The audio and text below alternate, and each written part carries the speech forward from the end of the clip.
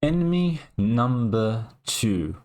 The Spiegel headline about Elon Musk with, of course, Trump's head peeking out from underneath him as if he is obviously enemy number 1. This is reminding me, I read Harry Potter as a kid, right? And, well, by the time the 7th book came, I was not that young anymore. But in the 7th book, the government's taken over by the bad guys. And they declare the hero, Harry Potter, as public enemy number 1. Or it wasn't public enemy, it was something else. It was undesirable number 1. So, the Spiegel is doing the same now. Nice comparison there. With Elon Musk being number 2 and Trump being number 1. Amazing. So, in an article arguing the tech billionaire is a threat to democracy in the US, the Spiegel drew a parallel between the ex-owner and... I'm going to have to be so careful, and it's so annoying today. The 1930s Germany era media mogul Alfred Hugenberg. German magazine Der Spiegel has defended its reporting on Elon Musk after the billionaire accused the magazine of fueling violent threats towards him and US presidential candidate Donald Trump. Musk shared a photo on social media platform X of a Der Spiegel article featuring a photo montage of him and Trump with the English caption, "Enemy number 2. With their relentless hit pieces, legacy mainstream media are actively encouraging the assassination of Donald Trump and me," Musk wrote. He doubled down on his criticism of the article during a town hall rally in Pennsylvania on Sunday, telling the crowd, "I'm like enemy number 2 of what? Democracy? I mean, I'm pro-democracy." The founder of Tesla and SpaceX joked he has had to increase his security measures in order to fend off attempts on his life. I would not be surprised considering there have been how many now on Trump's life? The Spiegel defended its reporting in a follow-up piece, saying that the original article shed light on Musk's journey from business into politics and his role in supporting disinformation, which is utter nonsense. The report also draws on numerous statements by Musk himself or statements by former employees and analyzes the extent to which these can be viewed as attacks on liberal democracy. That's code word for our control over you.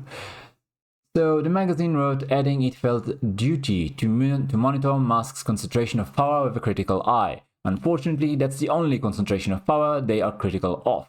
Everyone else, like for example BlackRock, the World Economic Forum, the UN, Bill Gates, George Soros, etc., they can have all the power, it's fine. I remember the time where everything was sponsored, brought to you by Pfizer. Do you remember? Literally everything on TV, back when they were making so much money off of some sort of medication that I'm not allowed to talk about.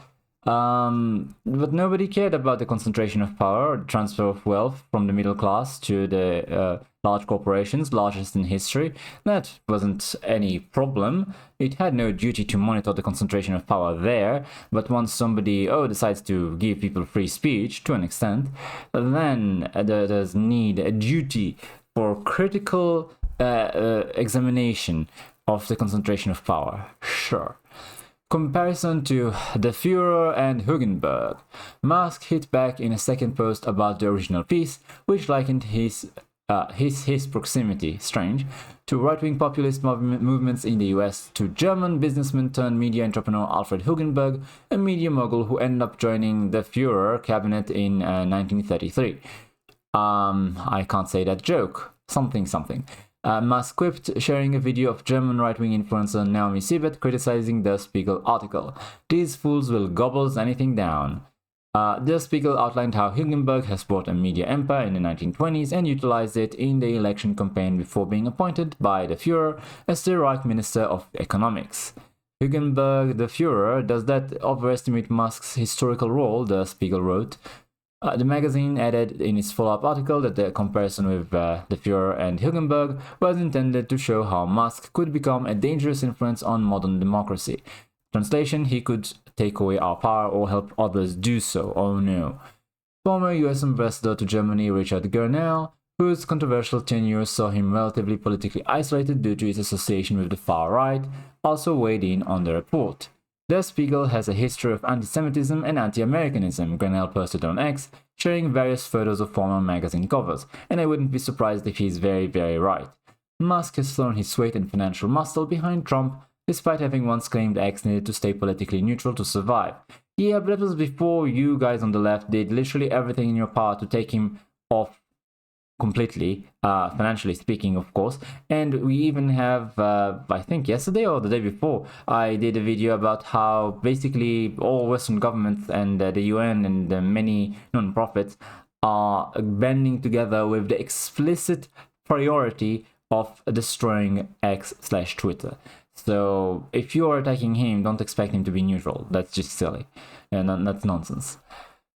Last week, he promised randomly allocated cash rewards to anyone who signed a petition in support of free speech and the right to bear arms, provided they are a registered US voter in the state of Pennsylvania and a supporter of Trump. He also held a solo Trump rally in the Philadelphia suburbs and committed more than $70 million to a political action committee that will spend money to help Trump and other Republicans win their races on the 5th of November. Now, after claiming that everyone on the other side is a 1930 German, what are Biden and Harris doing? What's the left doing right now? Let's listen to RFK Jr. Say one other thing. President Harris said today in her post, in her speech, she said that President Trump was going to turn the U.S. military against the American public and use the public to promote his agenda. How many of you think that is true? Well, what's interesting to me is that the Biden-Harris administration has done something 2 weeks ago that has never been done in American history, which is to send exactly legal force, to send a directive to the Pentagon, changing the law to make it legal for the U.S. military to use lethal force against American citizens on American soil. And incidentally, I reported on this at the time. I didn't see too many people talk about this, but I think it's one of the most groundbreaking news we've had this election cycle, and it's a very great shame it's being ignored.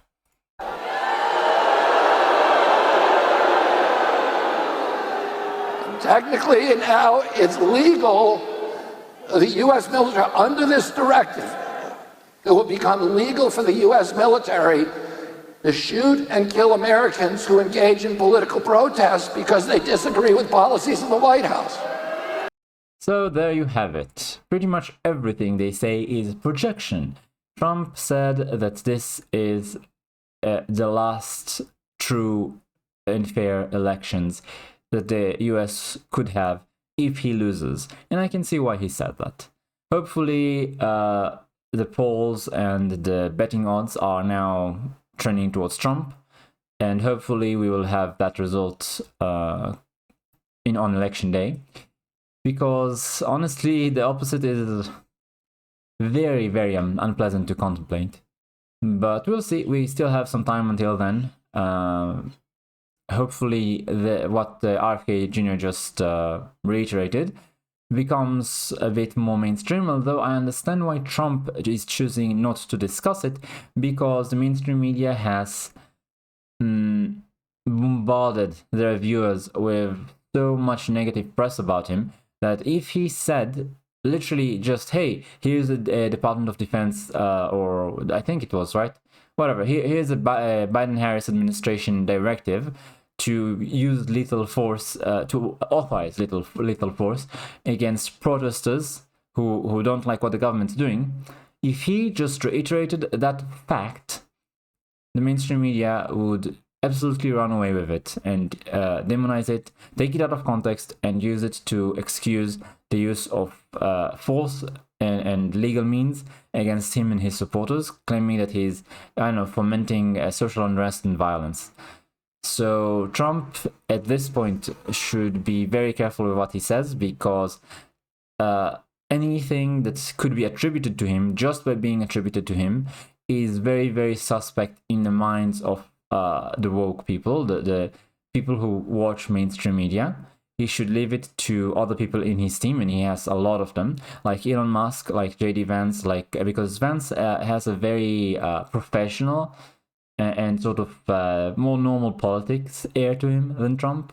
I don't believe that he is as phony as the rest of them, but he is cut far more from the mold of a normal suited politician than Trump, who is much more bombastic and sort of, how to put it, not rough, crude, a bit more crude. So leave it to others. Leave it to RFK Jr., leave it to Elon Musk, leave it to JD Vance, leave it to Tulsi Gabbard to spread this very important information. And don't let the Democrats take advantage of just how crazy the reality is, because they have brainwashed the viewers of mainstream media to the point that they are absolutely ready to discount anything that goes against the narrative as impossible. And no matter how much proof you have, you can't convince them, you can't discuss with them, it's impossible. Don't try. I tried, it won't work. Let other people talk about this. This is a key issue, and they are absolutely projecting everything they accuse Trump of being, they are. Everything they accuse the Republicans of doing, they do. They weaponize the Department of Justice, they weaponize the military, they just act in a very as a threat to democracy, to borrow their own words. We'll see how it goes. I'll keep you posted. Thanks for watching. Like, comment, subscribe, and I'll see you next time.